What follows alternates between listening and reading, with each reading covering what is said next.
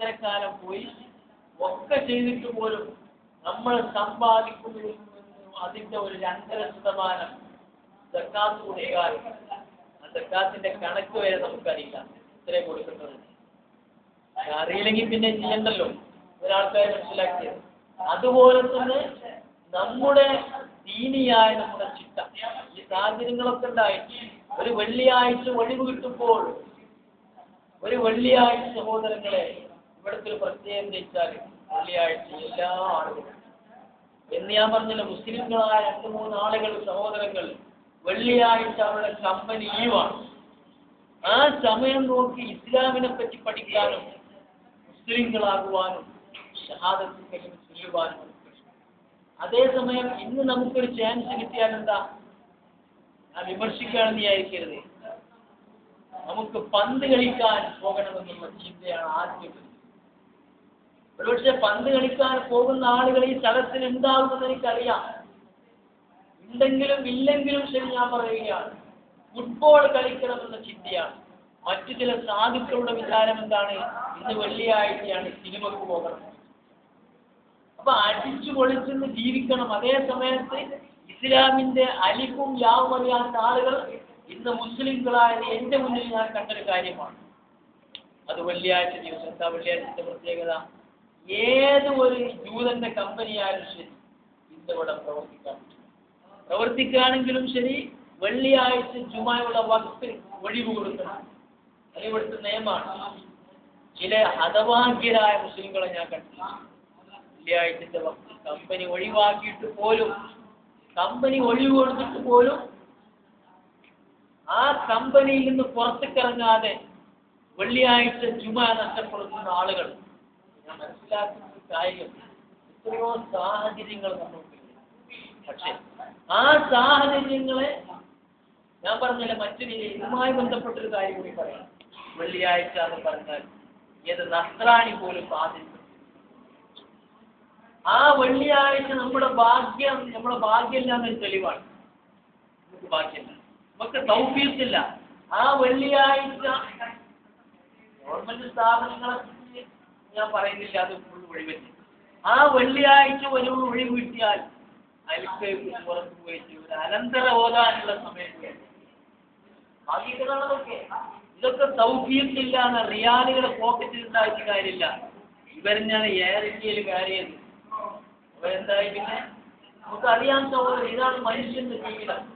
അവര് ലക്ഷക്കണക്കിന് വസ്തുക്കൾ പർച്ചേസ് ചെയ്ത അതുപോലും അവരുടെ മക്കൾക്ക് ഉപകരിച്ചില്ല, മരുമക്കൾക്ക് ഉപകരിച്ചില്ല, വാപ്പാക്കും ഉമ്മാക്കും വരെ ഉപകരിക്കാത്ത കുടുംബങ്ങൾ അതിലുണ്ട്. ഇതാണ് മനുഷ്യന്റെ ജീവിതം. ഇത് നൈമിഷികമായ കാര്യമാണ്. അപ്പൊ കുറച്ചൊരു സമയം കിട്ടുമ്പോൾ നിങ്ങൾ ഫുട്ബോൾ കളിക്കണ്ടെന്ന് ഞാൻ പറയുന്നില്ല. ഞാൻ പറഞ്ഞോളൂ, നിങ്ങൾ എടുക്കരുത്, കളിച്ചോളി, നന്നായി കളിക്കണം ഞാൻ പറയുന്നത്. അതേ സമയത്ത് അത് ഹറാമല്ല.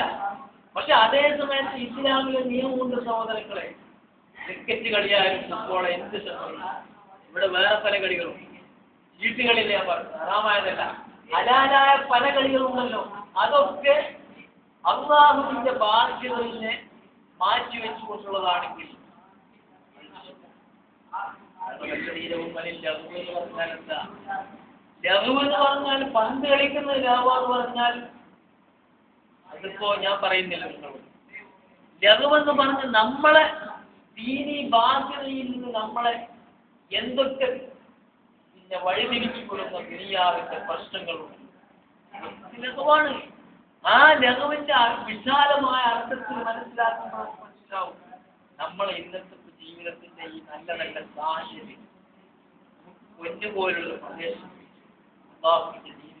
പറയാനും ട്രാൻസ്ലേഷൻ നടത്താനും. പക്ഷെ എത്ര മലയാളി സുഹൃത്തുക്കൾ ഇവിടെ ഈ സംഭവത്തിൽ എന്ന് പറഞ്ഞാലും അവരെ ഇരിക്കാൻ സമയം. അതേ സമയത്ത് ഞാൻ പറയുന്നത്, ഇത്തരം സാഹചര്യം ആയിരുന്നെങ്കിൽ സല്ലല്ലാഹു അലൈഹി വസല്ലം ഈ ആയത്ത് ഇറങ്ങാതെ فأولئك مع الذين أنعم الله عليهم من النبيين والصديقين والشهداء والصالحين وحسن أولئك رفيقا. അല്ലാഹുവിനെ അനുസരിച്ചു, അവന്റെ പ്രവാചകനെ അനുസരിച്ചു, അങ്ങനെ അനുസരിച്ചാൽ കിട്ടാവുന്ന നേട്ടം فأولئك مع الذين أنعم الله عليهم, അള്ളാഹു അനുഗ്രഹിച്ചവരുടെ കൂടെയായിരിക്കും. അള്ളാഹു റസൂൽ എന്ന് പറഞ്ഞാല് ഇവിടെ അള്ളാഹു റസൂലിനോടല്ലേ അവിടെ അള്ളാഹു റസൂൽ ഉണ്ടാവുള്ളൂ. പിന്നെ സിദ്ദീഖീങ്ങളായ ആളുകൾ അള്ളാഹുവിന്റെ മാർഗത്തിൽ സത്യസന്ധമായി നിഷ്കളങ്കമായി കൂറ് പ്രഖ്യാപിച്ചുകൊണ്ട് വിശ്വസിക്കുകയും അങ്ങനെ ദീനിന്റെ മാർഗത്തിൽ സഞ്ചരിക്കുകയും അതിൽ നിന്ന് യാതൊരു വിധത്തിലുള്ള ചാഞ്ചല്യമോ ഇല്ലാത്ത ശുഭതായി ദൈവതിക മാർഗത്തിൽ അള്ളാഹുവിന്റെ മാർഗത്തിൽ എല്ലാം തേച്ചു എന്ന് മാത്രമല്ല ജീവൻ ഏറ്റവും വലിയ ത്യാഗപ്പതാണല്ലോ. ജീവൻ നഷ്ടപ്പെട്ടു. അള്ളാഹുവിന്റെ മാർഗത്തിൽ ജീവൻ കഴിച്ചവരാണ് ശുഭതാക്കൾ, സജ്ജനങ്ങളായി ജീവിച്ചത്. അവരെ പറ്റിയാണ് പറയുന്നത്.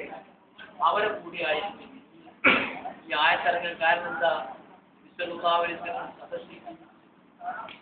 സാഹചര്യം ഇസ്ലാമിന്റെ മധുരം തുടങ്ങിയൊരു മനുഷ്യൻ, ആസ്വദിച്ച ഒരു മനുഷ്യൻ, ആ മനുഷ്യനൊരു സംശയമുണ്ടായ ഒരു സഹാബിക്ക് ഇതിപ്പോ ഈ ജീവിതം കഴിയുമോ? കുറച്ചു കഴിഞ്ഞു നബിയെ കാണാൻ കഴിയും. കുറച്ചു കഴിഞ്ഞാൽ നബി സ്വർഗത്തിലാവും, ഒരുപക്ഷെ നമ്മളും അമലുസ്വാലിയത്തിന്റെ സ്വർഗത്തിലാവും. പക്ഷേ അവിടുന്ന് എന്റെ പ്രവാചകന്റെ കൂടെ എനിക്ക് കഴിയാൻ കഴിയുമോ എന്നൊരു മനുഷ്യന്റെ ആശങ്ക. ആ ആശങ്ക ദൂരീകരിച്ചുകൊണ്ട് ഖുർആന്റെ ആയത്ത് നബി സഹാബി ചോദിച്ചൊന്നും മിണ്ടിയില്ല. കുറച്ചു കഴിഞ്ഞപ്പോ അള്ളാഹുവിന്റെ വചനം, ഭയപ്പെടണ്ട, ദുഃഖിക്കണ്ട, നിന്റെ പ്രവാചകൻ നിന്റെ കൂടെയുണ്ട് പരലോകത്ത്. അതാണ്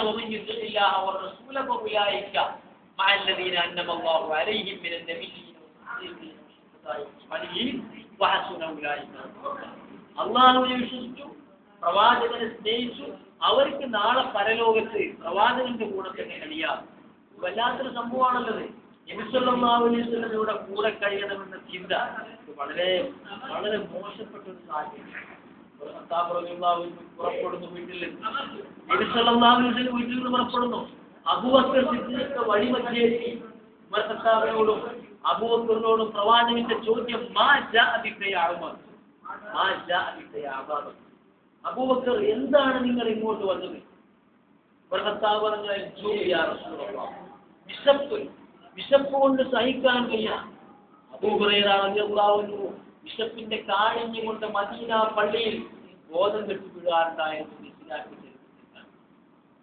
ഈ വിളക്ക് വെക്കാനുള്ള പണമില്ലാത്ത അവസ്ഥയായിരുന്നു മദീന പള്ളി. വിളക്ക് കൊടുക്കാനുള്ള എണ്ണയില്ലായിരുന്നു. അപ്പൊ അത്തരം സാഹചര്യത്തിൽ ലോകത്തിൽ ഏറ്റവും കൂടുതൽ പ്രചരിച്ചില്ല. മാത്രമല്ല അതിനുശേഷം കുറച്ചൊക്കെ കാലം നമുക്ക് സാമ്പത്തിക വർഗത്തിലായിരുന്നു. വ്യാവസായിക പുരോഗതി എന്നൊക്കെ പറഞ്ഞ മുസ്ലിങ്ങൾക്ക് എവിടെ കിട്ടിയതാ?